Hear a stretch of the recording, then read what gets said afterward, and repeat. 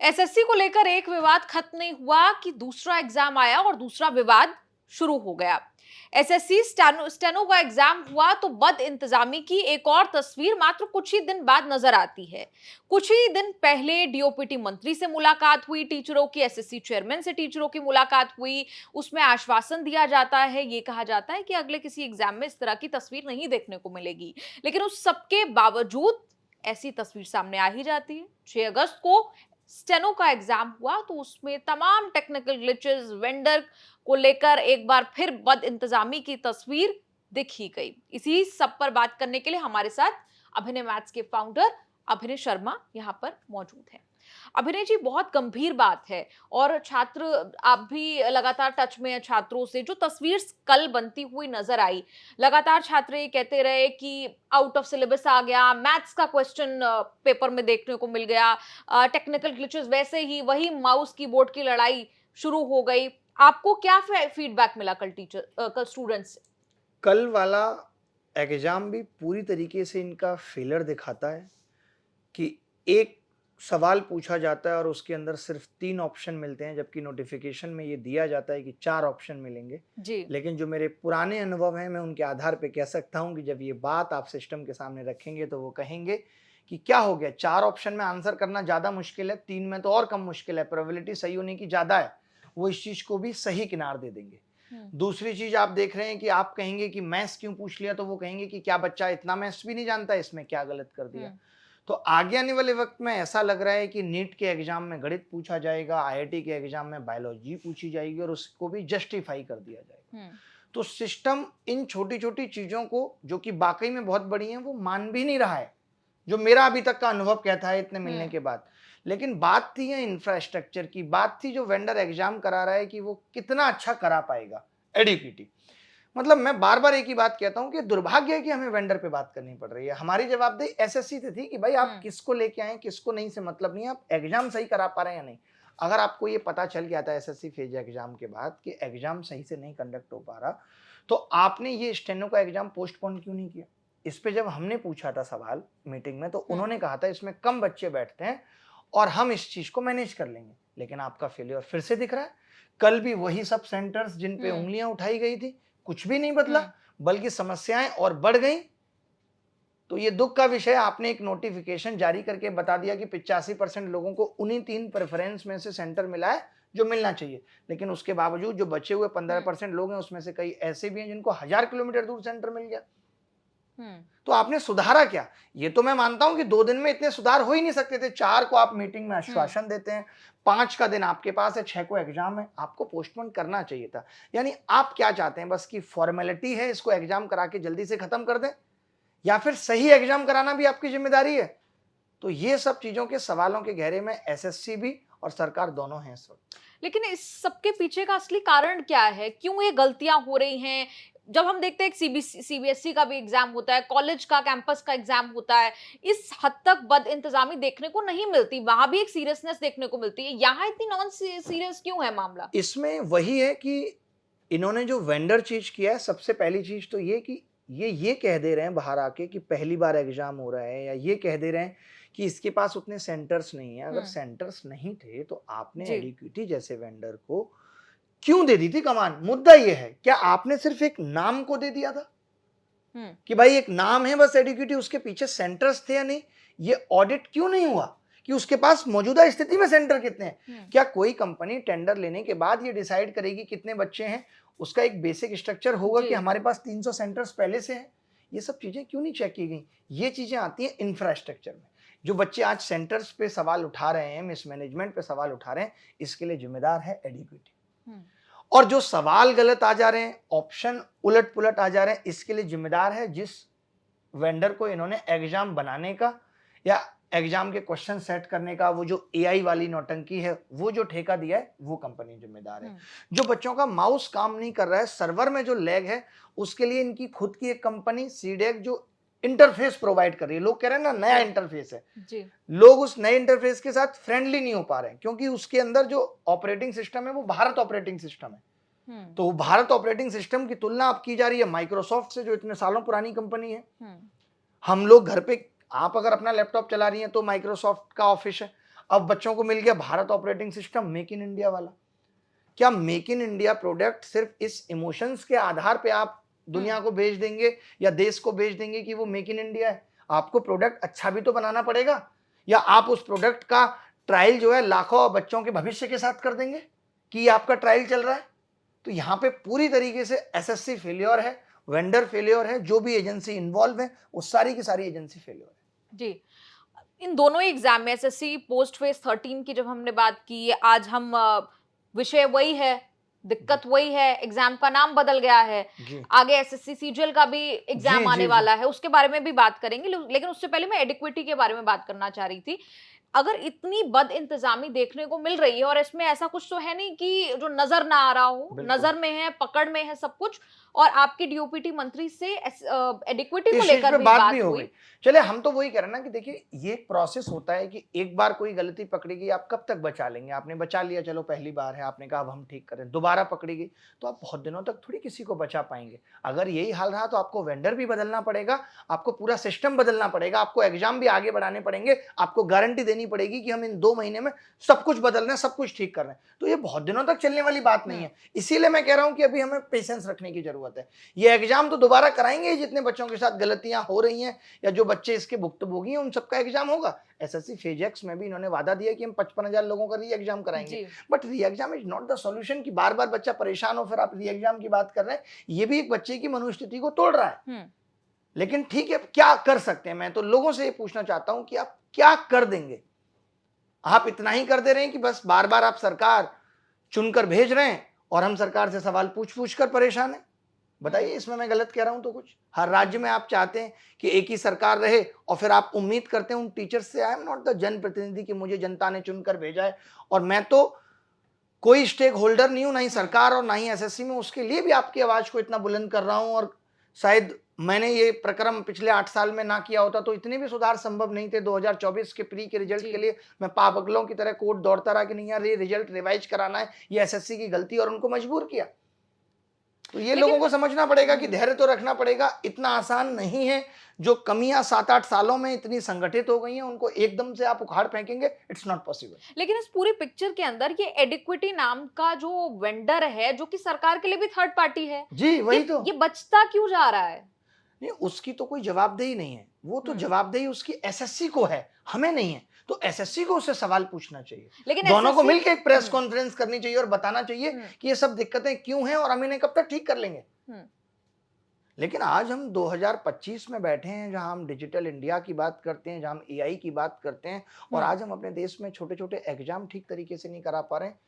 तो इससे ज्यादा अशोभनीय है और कुछ नहीं हो सकता। लेकिन जवाबदेही जो है वो एसएससी को तो है ना वेंडर की, जब इस तरह की बदइंतजामी होती है तो वो ले रहे हैं। वो तो सरकार जब हम चाहे तो डायरेक्टर कॉल से ले सकती है ना। बिल्कुल, डायरेक्टर से जब हम मिले तो उन्होंने कहा था हम रात के 9-9 बजे तक वीसी कर रहे हैं, वीडियो कॉल कर रहे हैं, उनसे बात करने की कोशिश कर रहे हैं। लेकिन जब उनकी इस तरीके के बयान आ जाते हैं कि पहली बार कर रहे हैं, जब उनके इस तरीके के बयान आ जाते हैं कि वो सेंटर्स अरेंज कर रही है, तो ये सब चीजें सवाल खड़ा करती हैं कि आप एक वेंडर के बचाव में क्यों हैं।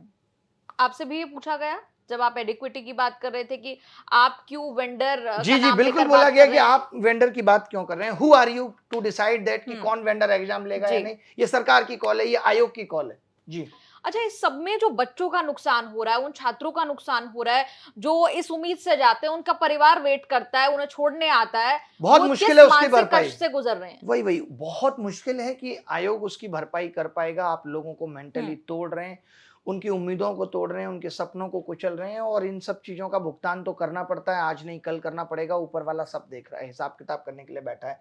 जब हम इतनी कोशिशें कर रहे हैं, लगातार ठीक करने की कोशिश कर रहे हैं, और आप फिर भी लोगों पे अत्याचार किए जा रहे हैं, तो वक्त बताएगा। अच्छा, जो आगे आने वाला एसएससी सीजीएल एग्जाम है, अब से 1 हफ्ते के अंदर ये एग्जाम होना है, सबसे बड़ी बात, और बीच में इस तरह की बद इंतजामी छोटे एग्जाम में देखने को मिल जाती है। एसएससी सीजीएल जिसमें 28 लाख करीब, मैं गलत नहीं हूं तो? हाँ बिल्कुल, 28 लाख बच्चे बैठने वाले, पागल कर देंगे बच्चे। इनको ये चीज समझनी पड़ेगी, पागल कर देंगे लोग। लेकिन बात सिर्फ ये नहीं है कि सीजीएल में ज्यादा बच्चे बैठ रहे हैं तो ही इनकी जवाबदेही है। स्टेनो में कम बच्चे भी बैठ रहे थे। स्टेनो बच्चा किस लिए भरता है? वो बच्चा भरा है जिसको गणित कम आती है। आप उससे गणित के सवाल पूछ रहे हो? भाई बहुत सारे बच्चे ऐसे होते हैं, वो कहते हैं कि यार मैं वही एग्जाम दूंगा जिनको गणित कम आती है। बहुत सारे ऐसे बच्चे होते हैं वो एग्जाम देते हैं जिसमें जीएस कम आती है, कि उनको जीएस कम आती है। आप खुद ही देख लीजिए ना, नीट कौन देता है? जिसको गणित नहीं लेनी होती 10th-12th में, और जो जिसको कॉमर्स पसंद है वो मैथ्स नहीं लेगा, वो सीए की तैयारी में जाता है। सबके अलग अलग डायरेक्शन है ना। आप ये नहीं कर सकते कि स्टेनो में आपने बताया नहीं और बिना बताए आप गणित पूछ ले रहे हैं और फिर आप ये लॉजिक देंगे कि नहीं नहीं नहीं, इतनी गणित तो सबको आती है। कौन होते हैं आप डिसाइड करने वाले कि कितनी गणित किसको आती है और नहीं आती? आपने तो पूरे पेपर की ऐसी तैसी कर दी, क्या पूछना है नहीं पूछना है। यानी इसका मतलब क्या है कि आयोग ये कन्वे ही नहीं कर पा रहा कि what the structure of exam, कैसे एग्जाम होना है, क्या पूछा जाना है, क्या नहीं पूछा जाना है, सेंटर्स क्या होने हैं, इन सबके भी पैरामीटर्स होने चाहिए। सेंटर्स में इन्विजिलेटर कौन होगा, नहीं होगा, उसके लिए क्या क्वालिफिकेशन है, क्या एलिजिबिलिटी क्राइटेरिया है। कोई वेंडर आया, इन्होंने तो वेंडर का एलिजिबिलिटी क्राइटेरिया नहीं डिसाइड किया कि उसके पास पहले से इतने सेंटर्स होने चाहिए थे। जी तो पूरी तरीके से फेलियर है। जी, आपकी पूरी बातचीत जो सुन के समझ में आता है कि पूरे एग्जाम सिस्टम पर ही कहीं ना कहीं सवाल है, जिसके लिए आप कई वक्त से, लड़ रहे हैं, कई बिल्कुल सालों से सिर्फ लड़ते हुए यही आ- बात नहीं है। मतलब जी रेलवे के एग्जाम में भी इस तरीके के फॉल्ट हैं जहां पे वेंडर ये नहीं है, दूसरा है। जी वहां पता चल रहा है एक बच्चे ने हिंदी में साइन किए थे और उसके इंग्लिश में दूसरे साइन होके आ रहे, अब वो एग्जाम में नहीं बैठ पा रहा है। हम्म, तो हमारी लड़ाई सिर्फ एसएससी के लिए नहीं थी, हमारी लड़ाई एक खराब एग्जाम सिस्टम के खिलाफ थी। इसीलिए हम डीओपीटी से मिले थे और अब वो लड़ाई जीतने का या लड़ाई को किसी मुकाम तक पहुंचाने का एक प्रोसेस इनिशिएट हो चुका है। एक मीटिंग कैन नॉट ठीक एवरीथिंग कि सब कुछ ठीक कर देगी, हमें जी। पेशेंस रखना पड़ेगा। जो प्रॉब्लम्स इतने दिनों से, और बच्चों ने भी बर्दाश्त किया है, जिसका सिलेक्शन हो जाता है वो कहता है जी कुछ नहीं होना चाहिए, शांत बैठ जाओ, कोई कोर्ट केस नहीं होगा, आयोग को बिल्कुल गलत नहीं बोला जाएगा। जब मैं प्री के एग्जाम की मुहिम स्टार्ट कर रहा था तो वो लोग डर रहे थे ये आदमी मेंस एग्जाम पोस्टपोन करा देगा, फालतू की नौटंकी क्यों कर रहे हैं। बच्चे इस तरीके की चीजें करते हैं जिसको लगता है। तो यहाँ क्या है, every what is behaving like selfish कि यार मेरा हित सुरक्षित हो जाए, भाड़ में जाए दुनिया। वही आदमी साथ आता है जब उसको पता चलता है यार ये तो मेरे साथ ही नुकसान हो गया, तब लोग उस लड़ाई में साथ आते हैं। जब तक लोगों को फायदा मिलता है तो लोग पीछे हटते रहते हैं, इसीलिए लड़ाई जीतना मुश्किल भी हो रहा है। जी। अच्छा, सोशल मीडिया पे चूंकि मैंने कुछ ट्वीट्स देखे, कुछ पोस्ट देखे, अलग अलग टीचर्स अलग अलग बात पोस्ट कर रहे हैं, क्या ऐसा भी अब बाहर से नजर आ रहा है कि जो आंदोलन शुरू किया जा रहा था वो बटा बटा भी नजर आ रहा है क्या? हाँ होता है, लेकिन देखिए सबका अपना अपना दिमाग है और मैं सब शिक्षकों से बस यही गुजारिश करूंगा कि हमें अपनी ईगो को साइड में रख के, जैसे टीचर्स को चाहे लगने लगता है यार इस बात का क्रेडिट मुझे क्यों नहीं मिला, तो डीओपीटी में सब लोग जाके नहीं मिल सकते थे। हो सकता है 2 लोग और मिल लेते। आप जिन 2 लोगों की बात कर रहे हैं कि 2 लोग और मिल सकते थे, फिर बाकी की नाराजगी हो जाती और वो भी मिल लेते तो और बाकी की नाराजगी हो जी। जाती। तो ये एक सतत चलने वाली प्रक्रिया है कि लोग नाराज रहेंगे। आजादी की लड़ाई में गांधी जी ने कब जिताई थी, आज लोग गांधी जी पे भी क्वेश्चन करते हैं, लेकिन उनका ध्येय उस वक्त यही रहा होगा कि भारत को किस तरीके से, जहां 200 वर्ष तक अंग्रेज आजाद कर गए होंगे, आसान नहीं रहा होगा उन अंग्रेजों को यहाँ से भगाना, बहुत मुश्किल लड़ाई रही होगी। लेकिन वहां पे भी लोग ऐसे थे, कई तरीके के, आपने देखा होगा गुट थे, कुछ नरम दल थे, कुछ गरम दल थे, सब अपने अपने तरीके से देश को आजाद कराने की कोशिश कर रहे थे। तो मेरा तो ये अभी भी मानना है कि मैं अपने तरीके से बच्चों को इस खराब सिस्टम से आजादी दिलाने की कोशिश कर रहा हूँ, आप किसी दूसरे माध्यम से बच्चों को इस खराब सिस्टम से आजादी दिलाने की कोशिश करिए। सबको अधिकार है, सब अपना अपना, अभी हो सकता है लोग एक पटल पे थे, अब अगर लोग 2 पटल पे भी हैं तो, लेकिन अंतिम जो पर्पज है वो यही होना चाहिए कि बच्चों का भलाई कैसे हो सकती है, दैट्स इट। जी। वैसे तो आपको आंदोलन के दौरान हमने कहते सुना कि राहुल गांधी से आपको इतनी सी भी उम्मीद नहीं है, लेकिन हम देख रहे हैं कि विपक्ष की तरफ से अलग अलग पार्टियां हो, अलग अलग पार्टियों की तरफ से आपके समर्थन में बात की जा रही है, आंदोलन पर समर्थन दिया जा रहा है। अब उम्मीद है, क्योंकि मॉनसून सत्र चल रहा है, चाहे तो कोई भी एक सवाल भी अगर संसद में नहीं उठा नहीं दे उठा तो है सरकार सवाल, को, संसद जी में उठा है सवाल, पूछा गया है और इस पे काफी देर तक बात हुई है जी कि सरकारी एग्जाम में इस तरीके की दिक्कतें हो रही हैं। आज आप देखेंगे मेरे पास तो सुबह वीडियो आ गया था, उठाया सवाल, जी संसद में उठ रहा है। सोचिए संसद में सवाल उठने लगा, डिजिटल मीडिया, नेशनल मीडिया, सब ने सवाल उठा दिया। तो मैं इन सब चीजों को भी आगे आने वाली जो जीतें होंगी उसका एक हिस्सा मानता हूँ। हमें पॉजिटिव रहना पड़ेगा, आशावादी लोग ही कोई भी लड़ाई जीतते हैं, ऑप्टिमिस्टिक होना पड़ेगा। और आप जैसा सोचते हैं, आप पॉजिटिव लेते हैं चीजों को, तो आपके जीवन में चीजें पॉजिटिव होती चली जाती हैं। आप उसमें कमियां निकालने की कोशिश करते हैं तो आपको सिर्फ कमियां दिखेंगी। गलत घड़ी भी एक दिन में 2 बार सही वक्त देती है। तो हमें पॉजिटिव्स निकालने पड़ेंगे। सब कुछ एक साथ अच्छा नहीं होगा, कुछ अच्छा होगा फिर कुछ अच्छा होगा। जैसे गलत चीजें संगठित होकर आज सिस्टम को इतना खराब कर दिया, ऐसे छोटी छोटी जीतें संगठित होकर इस सिस्टम से जीतेंगे।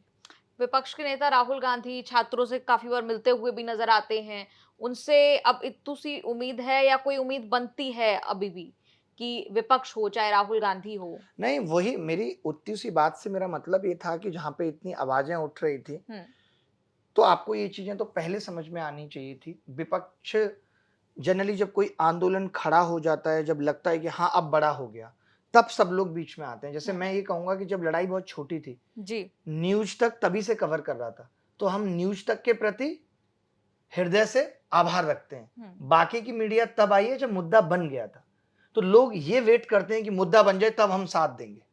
तो वो साथ फिर आपका अपने फायदे के लिए है। अब आपको पता चल गया है कि इस मुद्दे पे टीआरपी आएगी, इस मुद्दे पे बात करने से लोगों का समर्थन आएगा, तब आप बात कर रहे हैं। तो मैं उन लोगों का ज्यादा आभारी हूं जिन्होंने शुरुआत के दौर में साथ दिया, क्योंकि उस वक्त आवाज को बुलंद करना मुश्किल हो रहा था। आज तो सब मीडिया दिखा रहे हैं। आज तो हमारे पास वक्त नहीं है कि हम नेशनल मीडिया या डिजिटल मीडिया पे जाकर के बात करें। मैं खुद आपके पास तब आया हूं जब मेरा एक इंटरव्यू एक बहुत बड़े चैनल पे एक बहुत बड़े पत्रकार के पास था। मैंने सोचा नहीं कि आपने शुरुआत से हमारा इस चीज में साथ दिया है, तो मेरा फर्ज बनता है कि मैं आपके माध्यम से चीजों को आगे बढ़ाऊं। जी। सांसदों के कॉल्स आ रहे हैं, किसी के कॉल आते हैं राजनीतिक लोगों के हाँ, सबके, इसमें कोई दो राय नहीं है। लोगों के कॉल आते हैं और लोग कहते हैं कि आपको हमसे क्या मदद चाहिए। तो मेरा हमेशा से यही रहता है कि भाई आप अपने स्तर पे जो बच्चों के लिए कर सकते हैं वो आप करिए, आप फ्री हैं। हम ये लड़ाई इस तरीके से लड़ रहे हैं। हम तो उनको ये पूछते हैं कि अगर आपके मोदी जी से बहुत अच्छे संबंध है तो हमें भी मिलवा दीजिए, आप डीओपीटी मिनिस्टर साहब से हमें मिलवा दीजिए। क्योंकि हमारी लड़ाई, देखिए, विपक्ष की लड़ाई सत्ता को हटाने की है, हमारी लड़ाई सत्ता को जगाने की है। तो हम दोनों के मोटिव अलग हैं। विपक्ष चाहता है सत्ता को जलील करके सत्ता हटा दी जाए, हम चाहते हैं कि नहीं भाई, सत्ता को जगा के हम ये चीज करेंगे। हमारी लड़ाई सरकार के खिलाफ नहीं है, हमारी लड़ाई खराब एग्जाम सिस्टम के खिलाफ है। हम उसे ठीक करना चाहते हैं और सरकार अगर इस चीज में इंटरेस्टेड है, सरकार इस चीज को वैल्यू कर रही है, तो हमें उस चीज का सम्मान रखते हुए अपनी बात को लगातार रखते रहना पड़ेगा, तभी सुधार संभव है। जी, प्रधानमंत्री से कुछ कहना चाहेंगे डीओपीटी विभाग की नहीं, मैं मोदी साहब से बस इतना ही कहना चाहूंगा कि आपको सारे इश्यूज के बारे में पता होता है, तो आप कभी पब्लिक प्लेटफॉर्म पे या ट्वीट के माध्यम से या किसी वीडियो के माध्यम से इस देश के युवाओं के लिए भी एक संदेश जारी करें, उनको हिम्मत दें। जो उनके सपने टूट रहे हैं, जो उनकी हिम्मत टूट रही है, उनके लिए भी आप दो शब्द कहें। और बाकी जो आपने टीम बनाई है उसमें आपको लगता है और लोगों को भी ऐड करके एक जिम्मेदारी आप दे देते हैं कि देश का एग्जाम सिस्टम मुझे 3 महीने के अंदर सुधरा हुआ चाहिए। हम जैसे लोगों से उनको कनेक्ट कर देते हैं कि ये लोग आपको बताएंगे क्या क्या कमियां हैं, तो हम आपके आभारी होंगे। और उनसे ये भी उम्मीद है कि एजुकेशन सिस्टम में भी अब सिर्फ ऐसा मत करिए कि लोग ग्रेजुएशन के बाद भी सिर्फ मैन पावर बन रहे हैं। उनको एक skill learning, innovation learning, Bharat को अगर आगे लेके जाना है तो ये सब आपको स्कूल में डालनी पड़ेगी। जी, और क्या ये पूरा आंदोलन, अगर जैसे कि एसएससी सीजीएल एग्जाम है, हम जानते हैं, अगर वो एग्जाम पोस्टपोन करने की आप मांग कर रहे हैं, उस हित में आप? हाँ, पोस्टपोन करने वाली बात पे तो ऑलमोस्ट तय ही है कि पोस्टपोन हो रहा है एग्जाम। बट डर अभी भी इस बात का है कि आपने स्टेनो इतने कॉन्फिडेंस में करा दिया, कुछ नहीं होगा। लेकिन कोई तो अगर घोषणा तो 30 हुई दिन नहीं, कोई घोषणा नहीं हुई एसएससी नहीं, घोषणा एसएससी का कहना है कि हम बहुत जल्दी घोषणा कर देंगे। अच्छा, ठीक है, तो बात यह है कि क्या आप घोषणा करने के बाद भी 1 महीने बाद भी सीजीएल लेते हैं, तो आपको अब ये बताना पड़ेगा। लोगों का भरोसा उठ गया है कि 1 महीने में भी आप क्या सुधार कर रहे हैं। कहीं सीजीएल एग्जाम भी तो आपका अगला ट्रायल नहीं हो सकता जी, जिसमें तमाम लोगों की जिंदगियां बर्बाद हो जाएंगी।